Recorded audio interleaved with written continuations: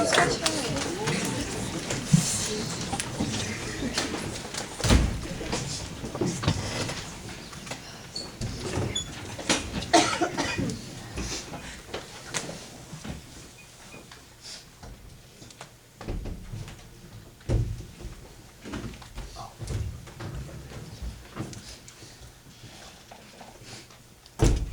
morning, Rhoda. Up and dressed and ready for the day. Wearing your best perfume. Yes, I am, Daddy. That's right, today is the day of the picnic. I hope that there's a breeze off the water. Miss Fern says there always is. She also says it never rains on the 1st of June, too. Don't count on it. Are you leaving today, Daddy? That's right. Back to Washington and the Pentagon in a climate that coddles eggs. I like cuddled eggs. You like everything. You're just too good to be true. How long will you be gone, Daddy? Sorry, honey. Sealed orders. All I know is I'll be back home as soon as I can. What will you give me for a basket of kisses? I'll give you a basket of hugs. I like your hugs. And I like your kisses, Daddy. You're so big and strong. I'll miss you. The general doesn't have one pretty girl on his whole staff. I wish you didn't have my daddy. I'll miss you every day. Will you write to me? Do you want me to? Of course I want you to. Then I'll write to you every day. Whenever I write to your mother, I'll put in a special little note just for you. Will you really? Really and truly. And whenever the general tells a good joke, I'll be sure to send an official report. But Daddy, that won't be very often. You'd better send me the bad ones too. Sweetheart, I shall write to both my sweethearts, unless someone makes a mistake and starts a shooting war, and then we'll all have to go underground. Would you go underground if there was a war? I would, and by gum, I'd go fast. You said by gum because I was here, didn't you? That's right, I do. Take care. I will. I'll wire you the minute we're on the ground. Take care of each other, you two. We will. That must be Monica and Emery. They wanted to say last goodbye to you. Just the effusive neighbors from upstairs. Darlings don't have any lives of their own, so they have to be on everybody else's. I speak for my brother as well as myself, since he never gets to say a word when I'm around.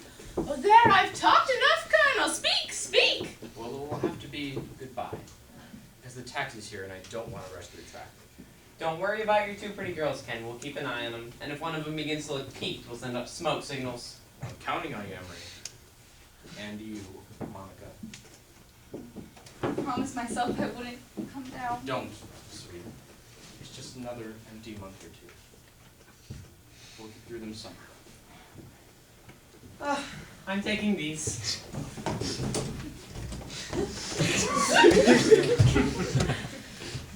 Bye, big eyes. Goodbye, Daddy. Oh, the poor boy. He hates to go, and you hate to let him go. I'm afraid I'm not very self-sufficient. Oh, you're in love, you lucky characters. I wish I were. Oh, by the way, nobody has to come and take Rhoda to school because Miss Fern is coming by to pick up the 2 dozen cupcakes I made her. Oh, good. But before that, I have 2 little presents for you, my dear. Presents? The first is from Emery, and he told me they're intended to keep the sun out of those pretty brown eyes. It's a pair of dark sunglasses. I'll try them on here.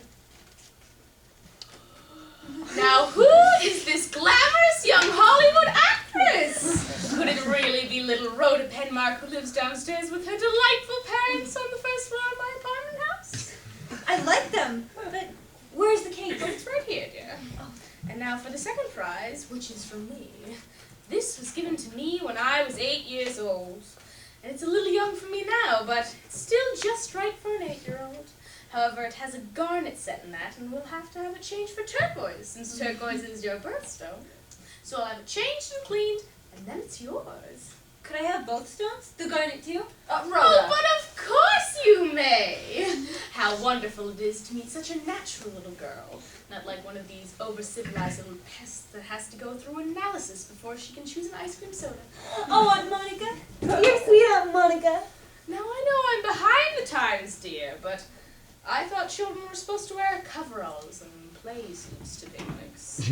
You look like a little princess in that dress of yours. Aren't you afraid you'll fall and get it dirty, or you'll scuff your new shoe? Ha! Rhoda will not soil the dress or scuff the shoes. She never gets anything dirty. How she does it, I just don't even know. I don't like overalls. They're not... I think what you mean to say is that they're not very ladylike,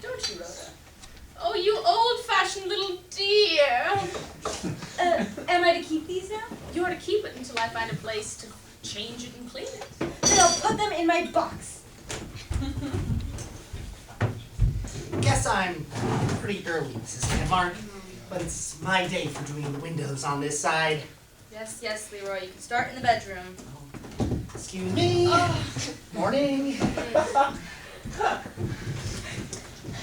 I like the garnet, but I think I like the turquoise better.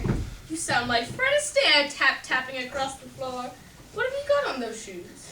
I run over my heels a lot, and so Mother had these iron pieces put in so they'd last longer. I'm afraid I can't take any credit. It was Rhoda's idea entirely. I think they're very nice. They save money. Oh, you penurious little sweetheart. But I do tell you one thing, Rhoda. I think you worry too much when you're not the very best at everything. That's one of the reasons Emery and I thought that you should have these presents today. You wanted to win that penmanship medal very much, didn't you? It's the only gold medal Miss Fern gives. And it was mine. Everyone knew I had the best hand and that I should have had it. Excuse me, just get some water. I just don't see why Claude Daigle got the medal. Rhoda, these things happen to all of us, and when they do, we simply accept them. Put it out of your mind. I'm sorry. I know you don't like people pawing on you. It was mine. The medal was mine. Put it out of your mind! I won't! Leroy, have you completely lost your senses? Oh, I'm You sorry. spilled water on Rhoda's shoes! I'm sorry, Miss Breedlove. I guess I was just trying to hurry. Oh, Leroy! Oh, I'm sorry, ma'am. 1, 2, 3, 4, 5, 6, 7, 8, 9, 10. Leroy, I implore you! I own this apartment house! I've tried to give you the benefit of every doubt. I thought of you as emotionally mature, torn by irrational rages, a bit on the psychopathic side. But after this display, I see my diagnosis was entirely too mild. You're definitely a schizophrenic with paranoid overtones. My brother Emery has wanted to discharge you, and I've been on your side, though with misgivings. I shall protect you no longer. He meant to do it. I know Leroy well. It was deliberate, the spiteful act of a neurotic child. He made up his mind to do it when he went through the room. Rhoda! I was looking at him when he decided to wet us. Oh, I never. I'm just clumsy. Leroy, please! My patience is at an end, and you may as well know it. Go about your work. Yes, ma'am. He has the mind of an 8-year-old, but he somehow manages to produce a family, so I keep him. That must be Miss Fern. Come in, we're nearly ready. I'm a bit ahead of time, as usual. Oh, Miss Fern, the old scatterbrain left her 2 dozen cupcakes upstairs. Rhoda, would you help me get them? Yes, of course I will. They're all packed. Good morning, Miss Fern. That's a perfect courtesy, Rhoda. Thank you, Miss Fern. She does such things well. She does everything well, as you must know better than I. And does she fit in at school? In what way, Mrs. Penmark? Well, you see, Rhoda is a... So I don't know how to quite say this. She has this maturity to her that's disturbing to find in a child. And my husband and I thought that if she attended your school, which believes in discipline and old-fashioned values, she might act more like a child. Yes. Yes, I know what you mean. In some ways, in many ways, Rhoda's the most satisfactory pupil the school has ever seen. She's never been absent. She's never been tardy. She's the only student in the history of the school to get 100 in deportment each month for every class, and 100 in self-reliance and conservation on the playground each month for a full school year.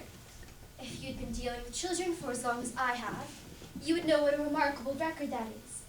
And she's the neatest little girl I've ever encountered. She's certainly no tattletale. Oh? One of our students had broken a window across the street, and we knew that Rhoda knew who it was. When we questioned her about it and told her it was her duty as an honorable citizen to report the offender, she just sat there shaking her head, denying she knew anything, giving us that pitying, calculating look she has at some times. Oh, I know that looks so well. But that was admirable too, for she was merely defending a plaintiff. And do the kids like her? Is she popular? The other children, well, Here we are! then I must be going, for my sisters will be waiting. Thank you, Mrs. Penmark. Of course, may it be everything a picnic should be. Thank you. Come, Rhoda. Calm sea and a prosperous voyage. Thank you. We'll take care of her. No time. We're off. We stole time, didn't we, Rhoda?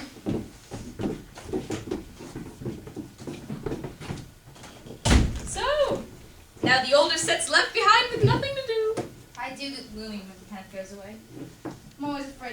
happen before I see him again. There's an old saying. We die a little at parting. Oh, my dear, we die a little every day if you want to brood about it. You're having Emery and Regina Tasker over for lunch today. Can I help with that? What does one feed a criminologist? Oh, you know, ground glass, blue vitriol. Hot-blooded things. Nothing would hurt Reggie. She thrives on buckets of blood and sudden death. How many mysteries has she written? Well, a complete set would encircle the entire Empire State Building. Or me. Come now, we're not going to let you be lonely, dear.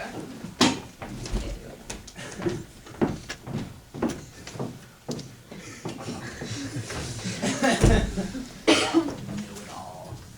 That Monica Breedlove. She don't think nobody knows anything but her.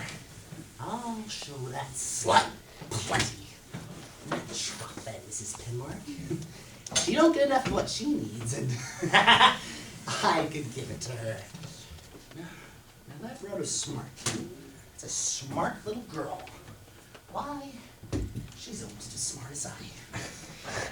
She sees through me, and I see through her. By damn, she's smart.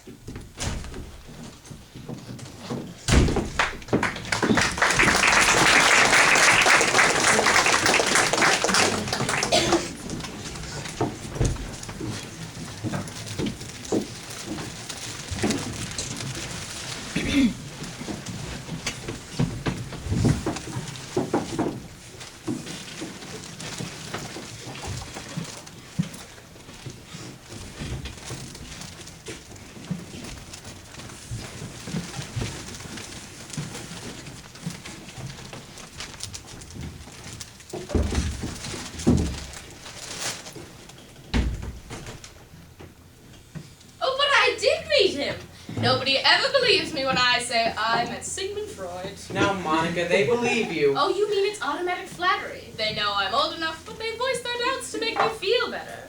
Well, perhaps, but it wasn't Dr. Freud who analyzed me. It was Dr. Kettlebaum in London. Now we're off. And it was entirely my choice, too. Not that I minimize Freud's professional standing, for I still consider him a great mind of our time. But Dr. Kettlebaum was more simpatico, if you know what I mean, Reggie. She means more simpatico, if you know what that means. Freud loathed American women, especially those who talked back to him. And I loathed his Germanic prejudice against feminine independence. Was Freud prejudiced? Oh, entirely. Not consciously, you know. He simply bristled when I suggested that, oh, thank you, women had more sense than men. Oh, Monica, did the analysis do you good? Really? Well, it broke up my marriage. I looked into the very bottom of my soul. What a spectacle. And then I came back from London, and I asked Mr. Breedlove for a divorce, which he didn't oppose. And what I decided I'd always wanted to do was build a home for my dear brother Emery. I don't think he appreciates it, but what woman would just Now, Monica, I can stand anything except the talk of your analysis. And analyzing of your friends. And of me. I don't want to look at the bottom of my soul. I can understand that entirely. The truth absolutely disgusts us. We're all so sensitive about everything. Now, I've come to the conclusion that Emery is a larvated homosexual. Thank you. What does larvated mean? It means covered, concealed with a mask. It means something hasn't come to the surface. As yet. You can say that again. If I'm a homosexual, they'll have to change the whole concept of what goes on among them. Where did you get that idea, Monica? Pure association. The best evidence of all. Emery is 52 years old, and he's never been married. I doubt if he's ever had a serious love affair at all. How would you know if they're Oh, serious? please, let's look at things objectively. What are Emery's deepest interests in life? They are fishing, baseball, murder mysteries in which housewives are dismembered, canasta, and singing in male quartets. How does Emery spend his Sundays? Spends them on a boat, fishing with other men. And are there ladies present on any of these occasions? There are not. You're damn right there's not. I suppose you're all shocked about this, but you shouldn't be. You know, homosexuality is trieder than incest. Dr. Kettlebaum considered it all a matter of personal preference. I am perfectly frank about myself. Subconsciously, I have an incestuous fixation on my dear brother Amory. It's not normal, but it's the way it is. Thanks a million, little sister. Can't we talk about something normal? Like murder? Does anyone mind if I smoke a cigar? What are you trying to prove, Amory? Yes, we run through sex. All right, I'll reply. I've been collecting some data on Miss Allison recently. News Budget wants a report on her, but I can't say she's a very flaming subject. Just an unimaginative nurse who decided she was in the position to kill folks off for their insurance, and ran through quite a list before anybody suspected her. Was this recent? Well, last year and the year before, she'd still be going, only she was too stupid to bury her poisons, with the result that all her victims had similar symptoms: nausea, burning throats, intestinal pain, and convulsion. To say nothing of the conventional life insurance policies announced for the old girl at the arsenic. Please, I don't like to hear about such things. You don't? No. Now that's an interesting psychic block. Why would Christine dislike hearing about murder? I don't know. I have an aversion to violence of any kind. I even hate the revolver that Kenneth keeps in our house. Do you hate the revolver more than you hate the poisons? I hate them both. Perhaps if you try saying the first thing that comes into your mind, you can get at the root anxiety. Say it, no matter how silly it seems to you. Tell your story, Reggie. Christine will associate. Well, the story ends like this. Towards the middle of May last year, Miss Allison went to visit her sister-in-law's family. She got there in time for lunch, and her niece Shirley reminded her she had promised to bring a present for her birthday. Well, Miss Allison was so upset about forgetting a present that she went to the neighborhood market and bought candy and soft drinks for the family. Now, what are you thinking about? Absolutely nothing. Well, actually, Miss Allison had bought a present for her niece. It was 10 cents worth of arsenic. But there must be something in your mind, something. Well, I was thinking about how the Fernsters were so devoted to my father when he was a radio commenter. I don't think I understand this yet. How did you know this? Well, when I entered Rhoda into their school, they told me so. Isn't your father Richard Bravo? Yes! Ah, yes, I thought so. Everyone was devoted to him during the last war. I listen to Bravo every evening. Is there any more of this story? Yes. When Miss Allison returned from the store, she opened a bottle of sarsaparilla for her niece and then watched the little girl's convulsions for an hour. Now, without thinking of anything else, editing or skipping, what's your second association? Well, it's quite silly, but I always thought that I was an adopted child, that the Bravos weren't my real parents. Oh, you poor innocent darling! Don't you know that changeling fantasy is the commonest of childhood? I once thought of myself as a foundling with royal blood. Plantangenic. Emery was a tutor. But have you always had this suspicion? The Bravos weren't your real parents? Always. No evidence? Only that I dreamed of. A dream! Now, what type of dream are we talking Oh, about? Monica, must I tell you my dreams too? I'd rather hear more about the murder. Well, we'll hear more from Reggie and then more from Christine. Monica, why must you always dig at people's insides? You know, you're a ghoul. Well, of course I am. Furnish the final details, Reggie. Well, Miss Allison hurried back to town on an urgent errand. See, she had paid the current premium on the policy on Shirley's life, and this was the last day of grace. Stupid. Allison was certainly crude. However, there have been some really gifted operators in her life. Really gifted criminals, like Bessie Denker. Bessie never made a mistake. She never left a trace. She never created an imperfect crime. Who is this? The most amazing woman in all the annals of homicide, Bessie Denker. Bessie was brainy, she was beautiful, and she was ruthless. She never used the same poison twice. Her own father, for example, died of rabies contracted supposedly from a mad dog. It just so happened that all her money went to... Did you say Bessie Denker? Yes. Excuse me, I think Now, Reggie, I think Christine has had enough of this. Can we talk about something else? We certainly could. No. Will you talk more about Dr. Kettlebaum, please? But of course. If you leave it to Monica, she has 3 subjects: sex, psychiatry, and pills. Sex and psychiatry are synonymous. Better try pills. By pills, Emery means the modern pharmaceutical discoveries that have revolutionized the field of medicine since 1935. And if Emery took them, maybe he'd be a better man. I should have looked at this sooner. I've got a lecture date at 3:30, and I won't be much ahead of time if I start now. Will you excuse me for telling the errand horror story to Miss Penmark? Yes, I'm sorry I have such a mania or phobia to hearing such things. I stick to the bloody stuff myself and I'll keep on with it to make a living. So let's be friends. Of course. I do have to go. Goodbye, Monica. Goodbye, Boukidis. Goodbye, Reggie. Goodbye. Well, it seems about time for the news, doesn't it? Do you mind, Christine? Not at all. Just clear these things. Nothing more important has happened for many years in the field of foreign affairs. I interrupt this broadcast to, I have been asked to announce that there are children of the annual outing for the Fern County Grammar School was accidentally drowned in the bay this afternoon. The name of the victim is being withheld until the parents are first notified. More news on the tragic affair is expected momentarily. This is Station WWB in Tallahassee bringing you the 3:15 news, brought to you by Pickett's Hardware, best for your home needs. It was not Rhoda. Rhoda is too self-reliant a child, too confident. It was some poor, timid, confused youngster. It certainly wasn't Rhoda. To return to local affairs, I am now authorized to give the name of the victims of the school drowning at the Fern School picnic. It was Claude Digel, the only child of Mr. and Mrs. Dwight Digel of 126 Willow Street. He appears to have fallen into the water from an abandoned wharf on the Fern County property. It was a mystery how the little boy drowned on the wharf, while all the children have been forbidden to play on or near it. But the body was found on the end of the landing, wedged among the pilings. The guards who brought up the body applied artificial respiration without result. These bruises on the forehead and hands, but it is assumed that these were caused by the body washing against the pilings.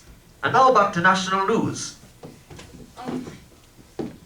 That poor boy.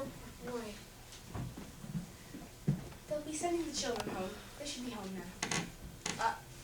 I don't know what to say to her. I mean, she's only 8. I didn't hear about death until I was much older. A teacher I adored died. It changed my entire world. You'll meet it better alone. Honestly, you will. Yes, you will. I don't know what to say to her. Emery and I will be upstairs if you need us, dear. This is no time for well-meaning friends to look on from the sidelines.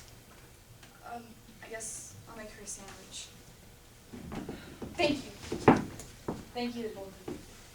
We'll be upstairs if you need us. Children get these shocks all the time. Life is a grim business.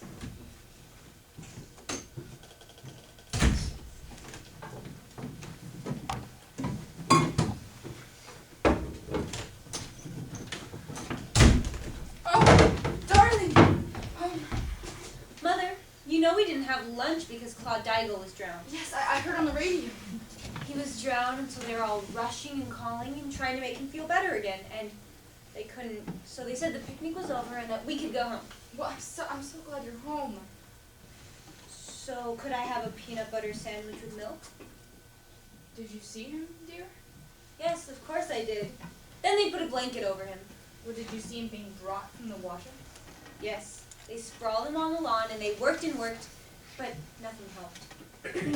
You're being very brave. I don't want you to be frightened or bothered over such things, okay? I thought it was exciting. So could I have that sandwich? Yeah.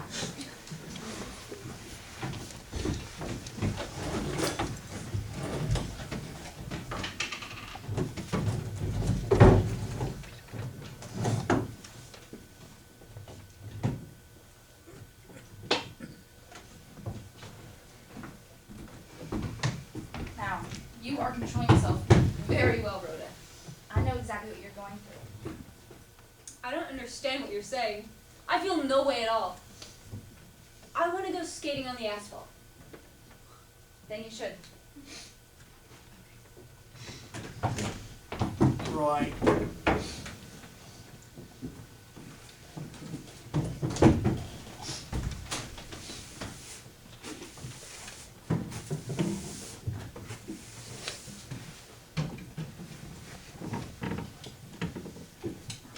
How come you go skating and enjoying yourself outside when your poor little schoolmate's still damp from drowning in the bay?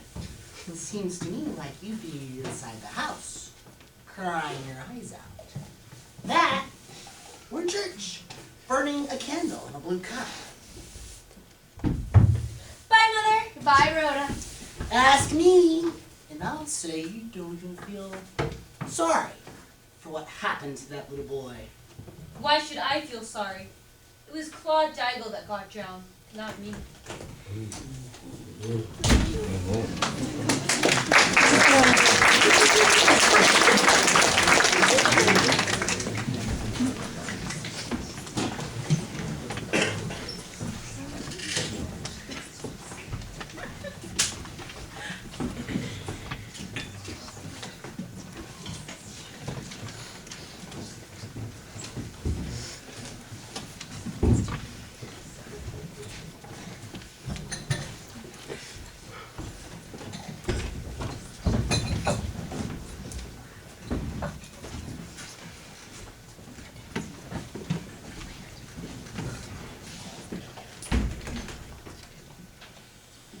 Then the knight lit from his noble steed and sought what way he could find out of this labyrinth. And a path appearing, he began to make his way along, and it grew dark. The knight had not gone more than a dozen paces before he saw the path a beautiful lady with a fair mask of cloth, under an oak set on bearing cates and dainties and a flagon with 2 silver cups. Mother, Yes, why aren't you reading? well, I was just thinking. What are cates and dainties? Little cakes, I think. Oh, okay. And set thereon cates and dainties in a flagon with 2 silver cups. Knight, she called, knight, come eat and drink, for I am hungry, and you are hungry, and I am alone. Did you take your 3rd vitamin? Oh yes, I took 2 before. I was waiting on this one because I really like the juice. You should probably take the 3rd one now. That way you don't fall asleep. All right. I'll close my eyes, but I won't sleep. I know. Then the knight answered her, I thank you, fair lady, for I'm not only hungry and thirsty, but I am alone and lost within this forest. And he let her free graze nearby, and he feasted with the lady, who gave him loving looks sweeter than the wine from the flagon, though the wine was sweet and strong. And in this fashion the time passed till the light was dark. The knight heard the music of the hautbois softly playing, and he perceived that a fair... Rhoda? Rhoda, are you awake? Hello? Oh, Daddy!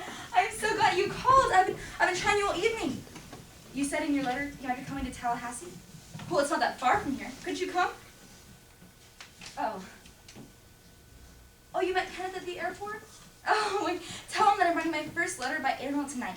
And tell him that I love him and that I miss him. Remember that I love you and that I miss you. No. No, everything's fine. Daddy, do you remember those dreams I used to have when I was a kid? Well, they're coming back. I know what the Freudians say, Dad, but even they said dreams can't come out of any past but your own. Tell me, Daddy, is there something really bad that happened to me when I was a kid? No. Nobody. It was only a dream. Oh. Okay. I love you. Okay, bye.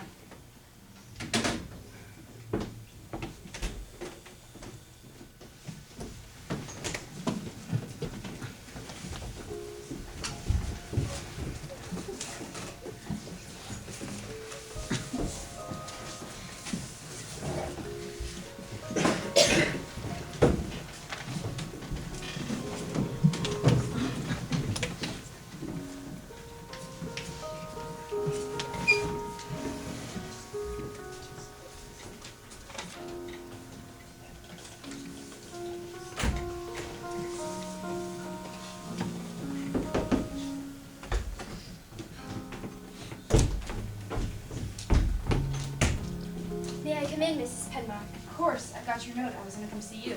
We're in such distress, all of us at the school. We've suffered such a blow losing one of the children this way. You'll have to excuse us for going over and over things. Yes, everybody's been puzzled and worried and saddened. I haven't known of any happening to puzzle so many different people, so many different ways, and I can help so few of them. I've just been to see Mrs. Daigle. Of course, our first thought was of her. The rest of us are only touched lightly by this tragedy. She'll have to live with it for the rest of her days. I've seen her several times, and each time she has asked me to question you, as to whether or not you know where the penmanship medal might be. It was lost. Yes, it wasn't found on the body and has completely disappeared. I didn't know. Good morning, Miss Fern. Good morning, Rhoda. Mother, could I go out under the Scuppernagh arbor for a while and read my book? Of course, Rhoda. It's just so shady there. And you can watch me from your window, and I can see you from your window.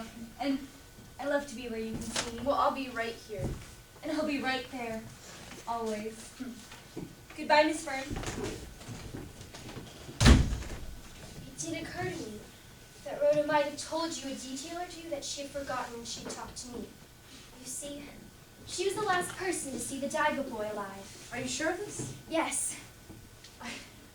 I didn't. About an hour after we arrived at the estate, an older pupil came upon Rhoda and the Daigo boy at the far end of the grounds.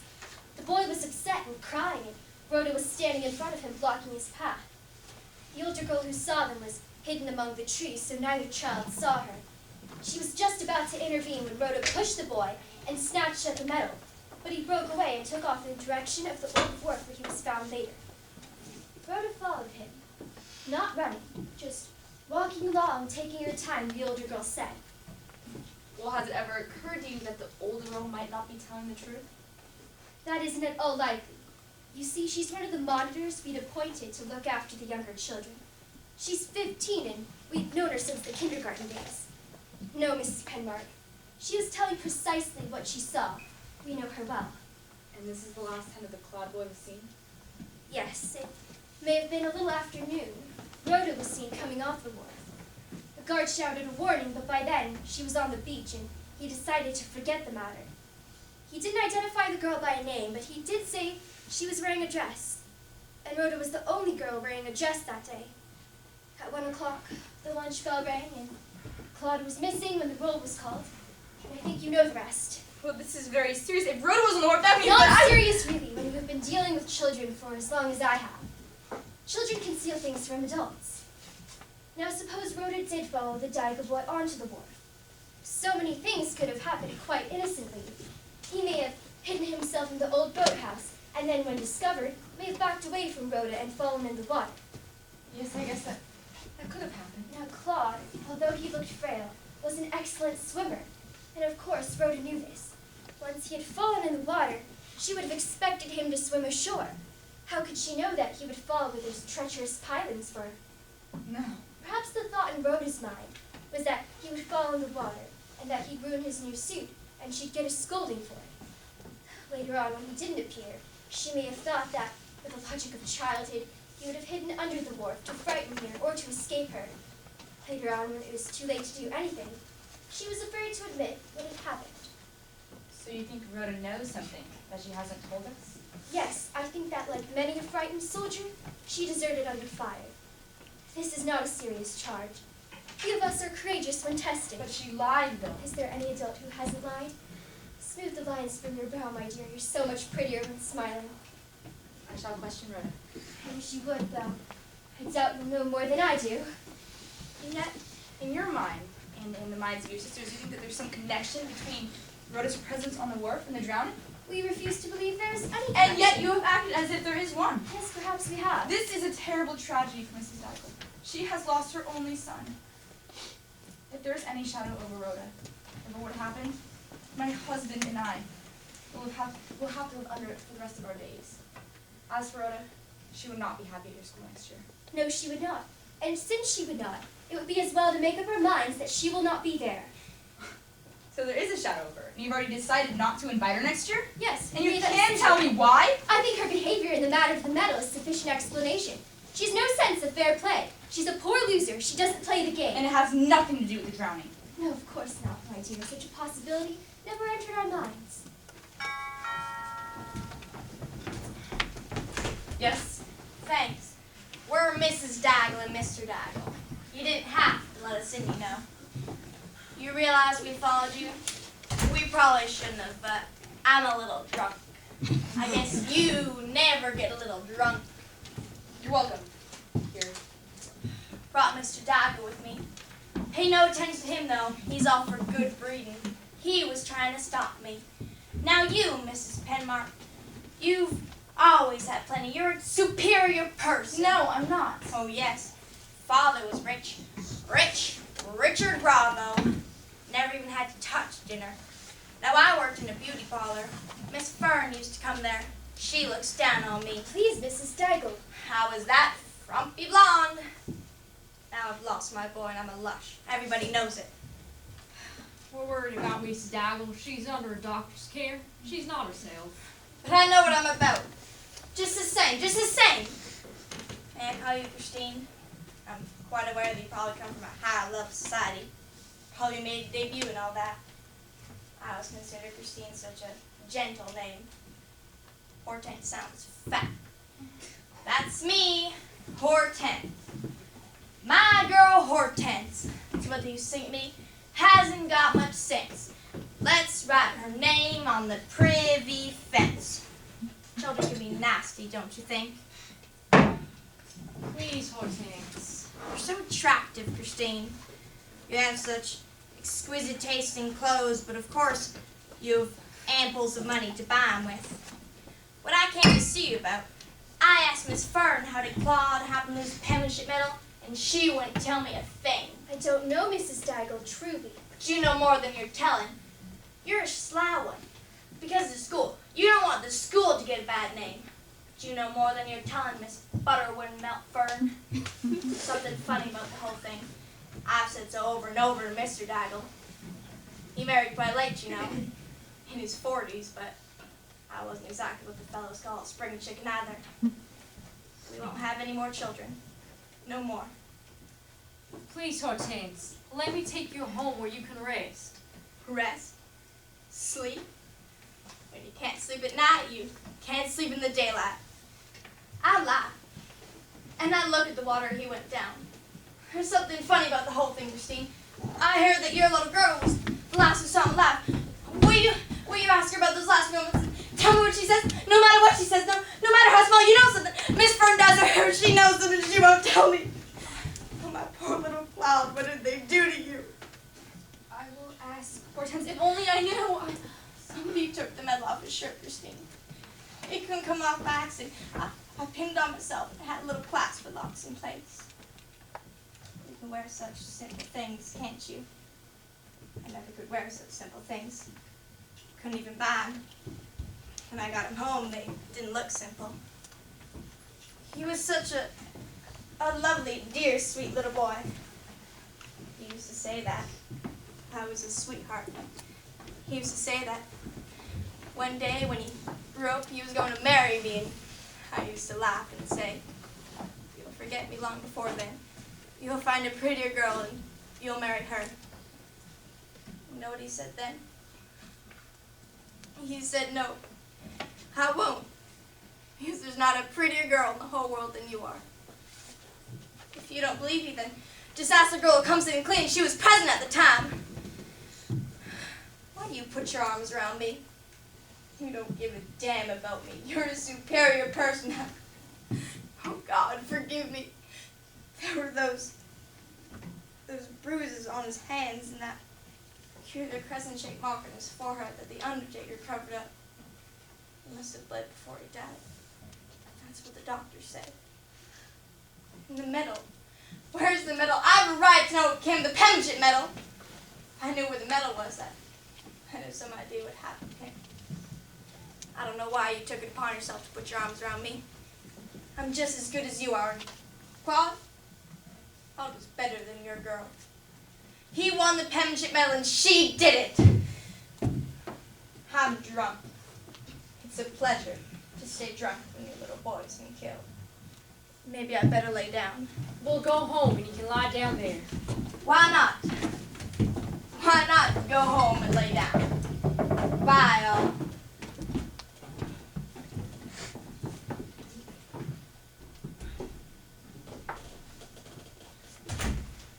Poor woman.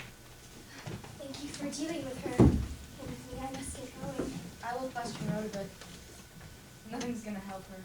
I'll try to think of any little thing I can say that would help, but nothing will. She'll have to live with it till she dies, huh? Yes, till she dies.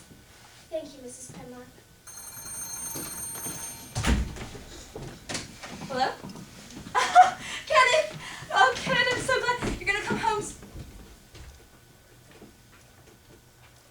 Oh.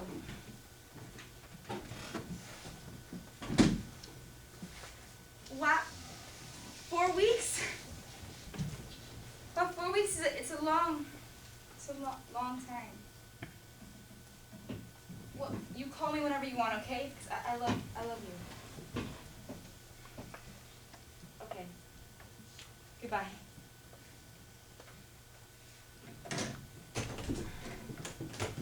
Hello, Christine. Oh, Monica. Yes, the fluttery one with typically inane conversation. But I do have an errand this time, not just Gab. It's Rhoda's locket I'm using for an excuse. I actually found a place that will change it and engrave it all in one day.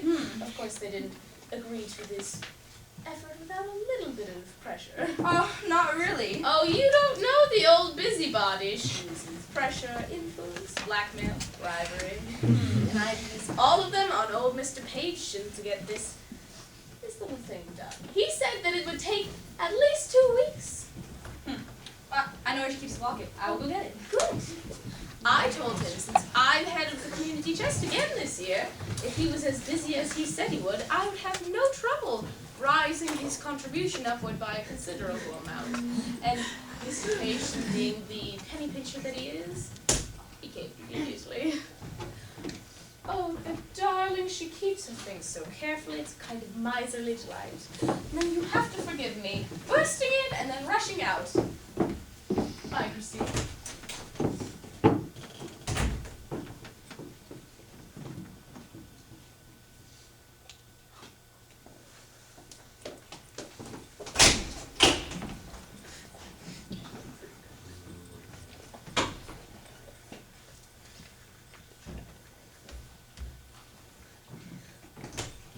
Did you want me to come in, Mother, when you waved? So you had the medal after all. Bob Daigle's medal. Where did you find it? Rhoda, how did the medal happen to be in the box under your bed? Oh, Mother, when we move into our new house, can we have a stubborn arbor? It's just so shady and Answer the question, Rhoda. How did the medal happen to be in your box? I don't know how the medal got there, Mother. How could I? Rhoda, did you go on the wharf at any time? Any time at all? Yes, Mother. I went there once. Now, was it before or after you were bothering Claude? I didn't bother Claude. What would make you ask that, Mother?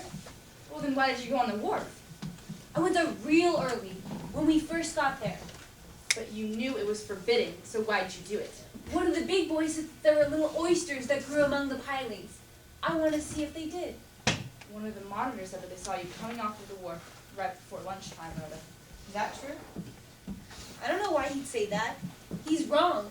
And I told Miss Fern he's wrong.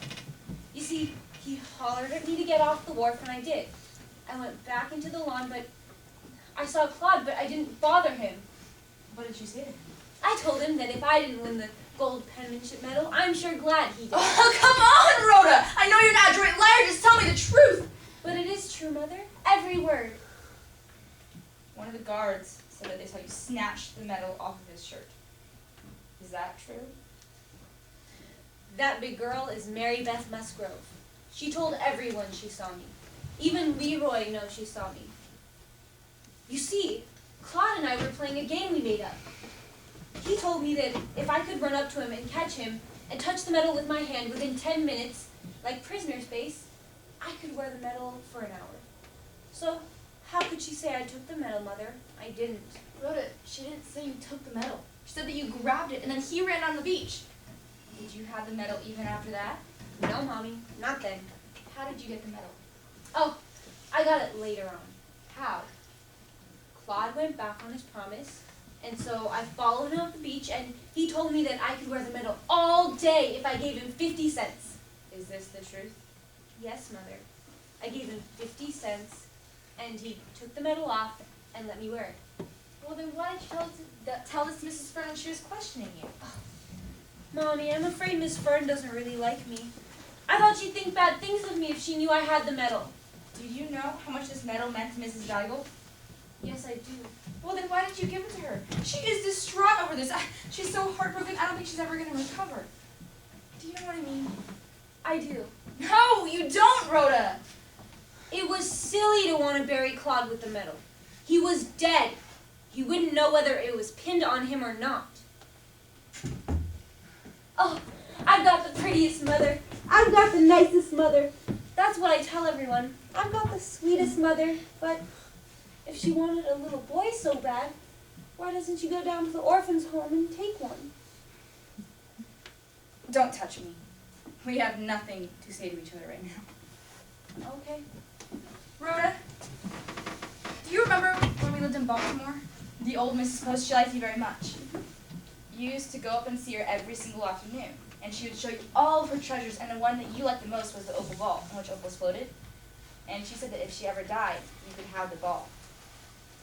Then one day while you were alone with her, she fell down 5 flights of stairs and died. You said it's because she heard a cat meowing. And she wanted to go see what it was, but she fell down 5 flights of stairs. And then after you asked your daughter for the ball, and she gave it to you. And it's still in your box. Rhoda, did you have anything at all to do with the death? What would make you ask that, Mother? The Fern School doesn't want you anymore. You're not attending the next year. Okay. I'll call Mrs. Fern. No, Mommy, she thinks I lied to her! You did lie to her! But not to you, Mother, not to you. No. It can't be true. It can't be true.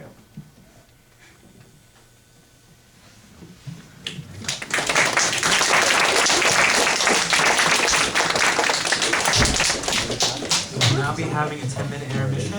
If you are hungry or thirsty, there's water, cookies, and homemade cupcakes from Beans on the outside.